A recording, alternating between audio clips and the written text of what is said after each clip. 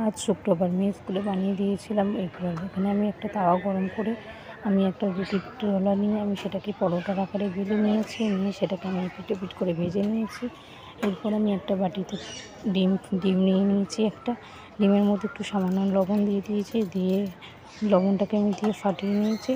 তারপরে আমি তাওয়াতে বাটার দিয়ে দিয়েছি, তারপরে আমি ডিমের ব্যাটারটাকে দিয়ে দিলাম। তোমরা এখানে সাদা তেলও ব্যবহার করতে পারো। তার উপরে আমি কাঁচা ডিমের উপরে আমি রুটিটা দিয়ে দিলাম।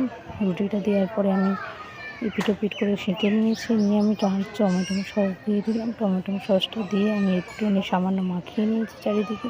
এখানে আমি কোনো শসা পেঁয়াজ ব্যবহার করিনি, তোমরা চাইলে শসা পেঁয়াজও দিতে পারো। আমার মেয়ে যেহেতু খাবে না তাই আমি দিইনি। এখানে আমি একটু রোল করে মুড়ে নিলাম, নিয়ে এবার টিফিন বক্সের প্যাক করে দেবো আমি, তাই জন্য টিফিন বক্সটার মধ্যে আমি ঢুকিয়ে নিলাম। নিয়ে আমি চাপা দিয়ে দিলাম টিফিন বক্সটা, আর সঙ্গে এক বোতল জল দিয়ে দিলাম। কেমন লাগলো আমার ভিডিওটা প্লিজ জানিও, একটা লাইক করে সাবস্ক্রাইব করে কমেন্ট করো, পাশে থাকো।